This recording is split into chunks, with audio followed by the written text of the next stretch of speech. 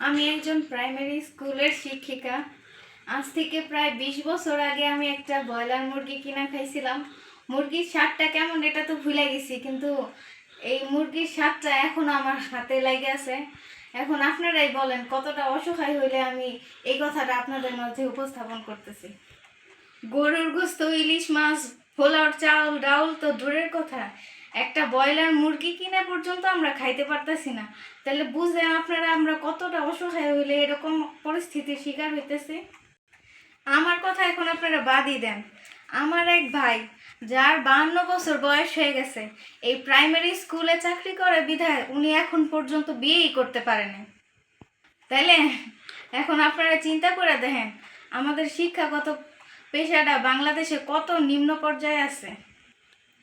আবার কিছুদিন আগে আমরা একটা ভিডিওতে দেখছিলাম যে আমাদেরই একটা ভাই, যে তাদের বাচ্চারে ইলিশ মাছ খাওয়াইতে পারে না দেখা পাঙ্গাস মাছ কিনাই না, পাঙ্গাস মাছ রে ইলিশ মাছ বইলা চালাই দিতেছে। এতক্ষণ যা বলছে এটা কি সত্য কথা? এই কথাগুলো কি আপনারা বিশ্বাস করছেন? আসলে কি আপনারা বিশ্বাস করছেন যে একটা ব্রয়লার মুরগি আমি কিনা খাইতে পারি নাই? একটা ব্রয়লার মুরগি কিনা যদি নাই খাইতে পারি, তাহলে আমি এই চাকরি করবো কেন? কি দরকার আছে এই চাকরি করার, যে চাকরি করলে একটা ব্রয়লার মুরগি কিনা খাইতে পারবো না? এর থেকে ভালো আমি মাসের বাসায় বুয়ার কাজ করবো, তাও তো ভালো মন্দ খাইতে পারবো। রিক্সা চালামো, তাও তো ব্রয়লার মুরগি খাইতে পারবো, ভাত খাইতে পারবো।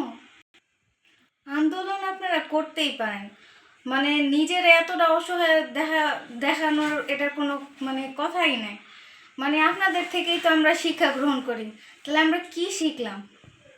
আর একটা বাচ্চা আপনাদের থেকে কি শিখবে? প্রতি 3 কথার থেকে 2 কথাই মিথ্যা।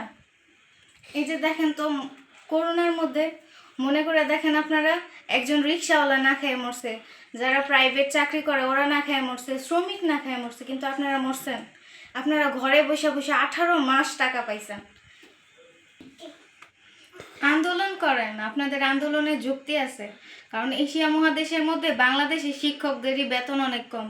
কিন্তু আপনারা এমনভাবে আন্দোলন করেন না যে আন্দোলন করলে আপনাদের নিয়ে মানুষ হাসাহাসি করে, যেটা নিয়ে ছাত্ররা পর্যন্ত আপনাদের নিয়ে হাসাহাসি করে। গ্রামে যখন ফিরে যাবেন তখন ছাত্রদের সামনে কিভাবে মুখ দেখাইবেন, আত্মীয় স্বজনদের পাশে কিভাবে মুখ দেখাইবেন?